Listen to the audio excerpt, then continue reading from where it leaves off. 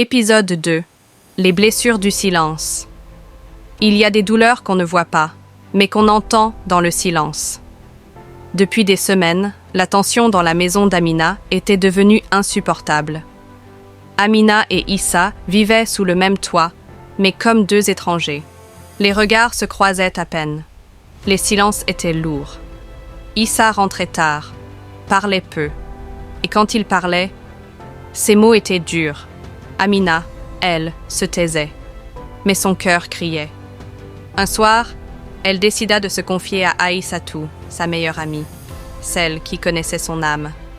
Assises l'une en face de l'autre, Amina craqua. « Il ne me regarde plus, Aïssatou. Il ne m'écoute plus. On dirait que je suis invisible. » Aïssatou l'écouta, puis lui dit « Tu dois lui parler, tu dois lui proposer d'aller faire des examens. Peut-être que ce n'est pas toi.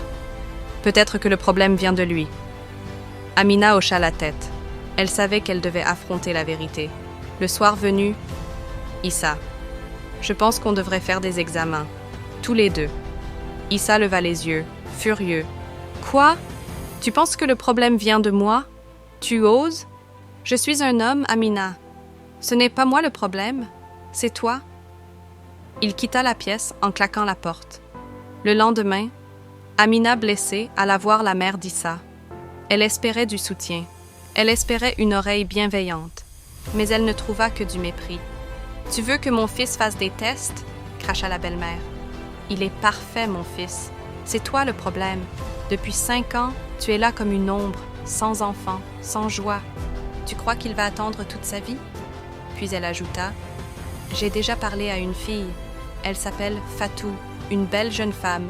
Elle, au moins, pourra lui donner une descendance. » Amina sentit son monde s'écrouler. Elle n'avait plus ses parents pour la défendre. Et maintenant, la seule famille qui lui restait voulait l'effacer de la vie d'Issa. Doucement, mais avec cruauté. Quelques jours plus tard, Issa ne rentra pas pendant une nuit entière. Et quand il revint, il dit, froidement, « Je vais épouser Fatou. Elle sera ma seconde épouse. » Il ne la regarda pas. Il ne lui demanda pas son avis.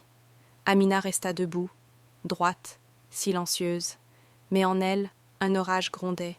Elle était brisée, mais toujours debout. Et dans le silence de cette nuit-là, Amina prit une décision. Une décision que personne n'avait vue venir. Une décision qui allait tout bouleverser.